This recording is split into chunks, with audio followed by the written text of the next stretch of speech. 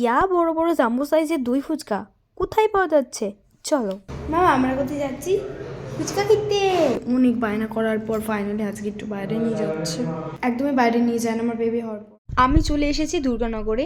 Durganagar station থেকে নেমেই 2 minute হাঁটা পথে যদি তোমরা জিজ্ঞাসা করো ফুচকা স্টল যেখানে বড় বড় জাম্বো সাইজের ফুচকা পাওয়া যায় সেখানে যাব, তো তোমাদের সবাই দেখিয়ে দেবে।